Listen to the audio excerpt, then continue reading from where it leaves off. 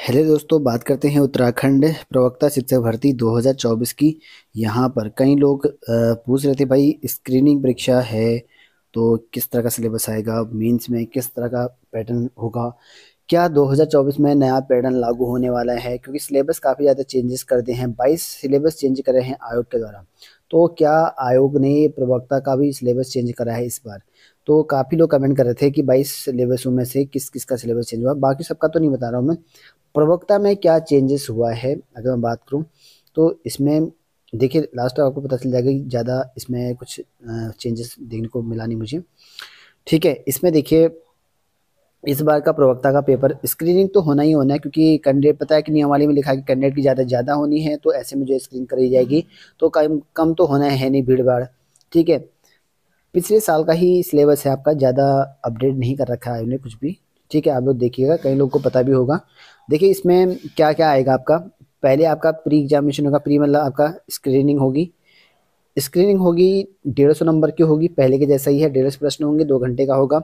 इसमें आपका सामान्य अध्ययन और यहाँ पर शिक्षण अभिरुचि, दो तरह के प्रश्न पूछे जाएंगे और इसमें नेगेटिव मार्किंग आपकी अपनाई जाएगी। खंड एक में अगर बात करो, शिक्षण अभिरुचि की 40 प्रश्न होंगे। सिलेबस आप देखते हैं भारतीय शिक्षा व्यवस्था के अंतर्गत आपका आएंगे, जिसमें यहाँ पर अनुदान आयोग हो गया, यूजीसी हो गया आपका। ठीक है, राष्ट्रीय शिक्षा नीति 1986 वाला हो गया। ठीक है, आरटी हो गया इसमें। ठीक है, ई गवर्नेंस हो गया, सब कुछ आपको वही है, सिलेबस में कोई चेंजेस नहीं है, पूरा पढ़ सकते हैं आप आराम से, स्क्रीनशॉट भी ले सकते हैं इसका। ठीक है, दूसरे अध्याय में अगर बात करूँ तो दूसरा खंड अगर आपका सामान्य अध्ययन का है, इसमें 35 प्रश्न आपके आएंगे। 35 प्रश्न आपके सामान्य अध्ययन में, जी के क्वेश्चन आएंगे, करंट आएंगे, हिस्ट्री और खेल कूद वाले ज़्यादा आएगा। ज़्यादातर इसमें करंट ही ज़्यादातर पूछता है आयोग, तो आप समझ की ज़्यादा पढ़ें, करंट अफेयर ज़्यादा पढ़ें।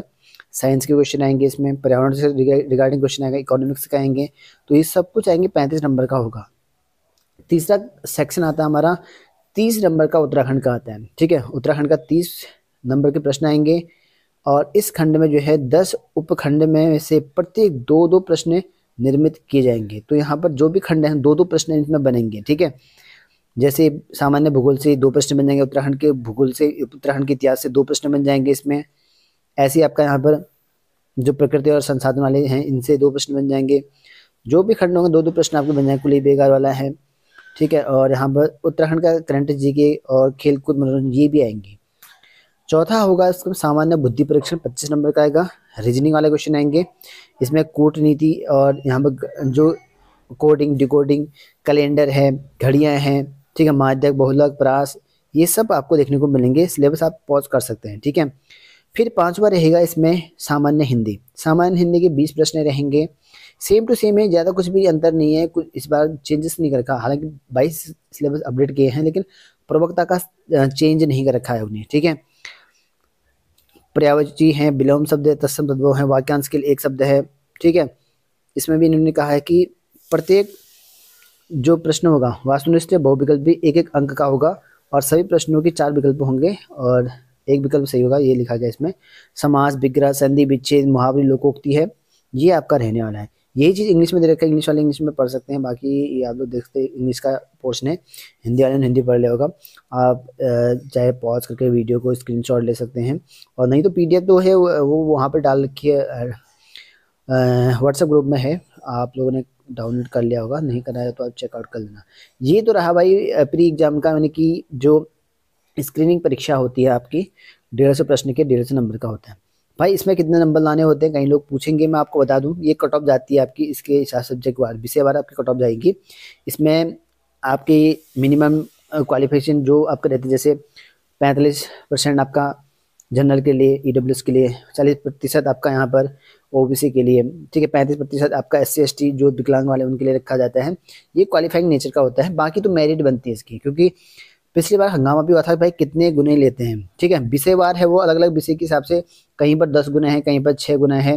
तो डिपेंड करता है कि आपके फॉर्म कितने आए, उस फॉर्म के अनुसार आपके जो पोस्ट है वो कितने हैं, उन पोस्टों के अकॉर्डिंग देखा जाता है कि वो गुणांक कितना आता है, इसीलिए कम ज़्यादा होता रहता है। पिछली बार मैंने एक्सप्लेन किया था अच्छे से। ठीक है, कई लोगों को पता होगा, कई लोग नए कैंडिडेट होंगे तो उनको तो अभी मैं एक्सप्लेन नहीं कर पाऊंगा, क्योंकि थोड़ा सा लेंदी प्रोसेस है, क्योंकि आयोग के अलग अलग पोस्ट के अकॉर्डिंग अलग अलग क्राइटेरिया है, पोस्ट के अकॉर्डिंग रहते हैं, ठीक है। कहीं पे 6 गुना, कहीं पे 10 गुना भी है, कहीं पे 8 गुना भी, अलग अलग गुना रखे गए हैं, एग्जैक्ट नहीं है, 20 बार है ना, अलग अलग के हिसाब से है ये, ठीक है। तो इन वाले को पढ़ लेना, वेबसाइट में अगर होंगी तो चेकआउट कर लेना, ठीक है। ये तो रहा आपका प्री एग्जामिनेशन का, मतलब कि जो आपका होता है स्क्रीनिंग, प्री कह सकते हैं या स्क्रीनिंग कह सकते हैं आप। दूसरा आता है इसमें सब्जेक्टिव पेपर कह सकते हैं, या आपको मेंस कह सकते हैं, मुख्य परीक्षा कह सकते हैं। इसमें इसी के अनुसार आपकी फाइनल कट ऑफ बननी है, फाइनल कट ऑफ जो बनेगी इसके अनुसार बनेगी, जो ये अभी दिखा रहा हूँ मैं। और वो जो कट ऑफ बनेगी वो इसमें प्रवेश करने के लिए बनेगी, मतलब कि आपको जब उसमें आप कट ऑफ में आओगे, कट ऑफ लिस्ट में आओगे प्री एग्जामिनेशन में, इनकी स्क्रीनिंग वाले टेस्ट में, तब जाके आप मेन से दे पाओगे, मुख्य परीक्षा दे पाओगे, नहीं तो आप उसमें से वंचित हो जाओगे। क्योंकि विषयवार जो मुख्य परीक्षा है आपका सब्जेक्टिव वार है, अपना अपना सब्जेक्ट पढ़ना है। जैसे कि मैं आपको बता दूं कि यहाँ पर 200 प्रश्न पूछे जाएंगे, 200 अंकों के होंगे, 3 घंटे का प्रश्न पत्र रहने वाला है। इसमें हिंदी, अंग्रेजी, संस्कृत, जो भी भौतिक जो भी है आपके सब्जेक्ट देखते हैं, 15-16 सब्जेक्ट दिए गए हैं। और माइनस मार्किंग इसमें भी होनी है। इसमें हिंदी का सिलेबस देख सकते हैं कैसे कैसे आपका दिया गया है, स्क्रीनशॉट ले सकते हैं आप भी। ये पूरा का पूरा सिलेबस है, ठीक है।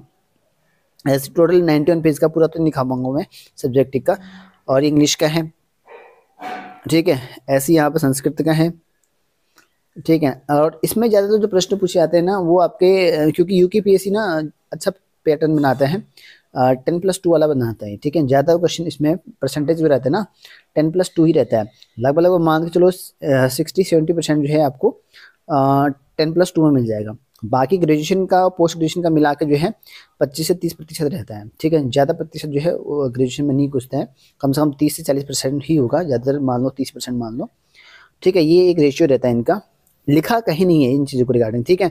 पेपर का पैटर्न अभी तक जो देखा गया है उसके अनुसार बता रहा हूँ मैं, ठीक है। ऐसा भी नहीं कह सकते कि भाई 70% ही आता है हमेशा, वो तो पैटर्न सेट करने वाले पे डिपेंड करता है, क्योंकि उन्होंने सिलेबस दे रखा है, क्योंकि सिलेबस पे डिपेंड करता है।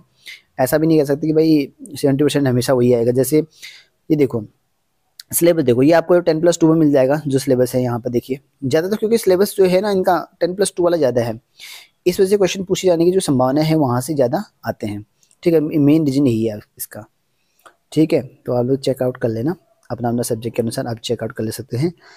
बाकी ये है आपका मैथ्स का है, जैसे समुच्चय वाला है, और संबंध आपका वही हो गया, इंटर वाला ही होगा, गणितीय आगमन रैखिक वाला होगा, क्रमचय संचय वाला ये हो गया। ज़्यादातर प्रश्न जो मिलेंगे इंटर बेस पे मिलेंगे, यानी 10+2 वाले पे, क्योंकि सिलेबस में है ही वही ना, ये है। ग्रेजुएशन का भी मिलेगा लेकिन कम मिलेगा, ग्रेजुएशन पोस्ट ग्रेजुएशन का उसका कम मिलेगा। 70% मान के चलो कि भाई 10+2 का ही पढ़ना है, ज़्यादातर आपको यहाँ पर 10+2 वाला मिलेगा।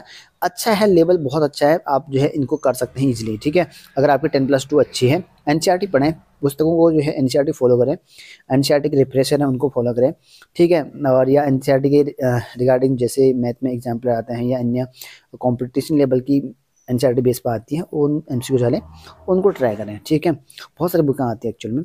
बाकी अपना ग्रेजुएशन वाले सब्जेक्ट पढ़ें ग्रेजुएशन पढ़ने के लिए, ठीक है। प्रवक्ता में तो ज़्यादातर 10+2 पर बेस आते हैं, और जैसे एलटी वालों के लिए होता है वहाँ ग्रेजुएशन काफ़ी ज़्यादा पूछी जाती है। तो अलग अलग सिलेबस दोनों का, तो आप चेकआउट कर लेना, यहाँ पे बहुत ही अच्छा सिलेबस है। आप पूरा पूरा देख सकते हैं, टेलीग्राम में या आपके व्हाट्सएप में शेयर कर दी गई है, आप वहाँ से डाउनलोड कर सकते हैं।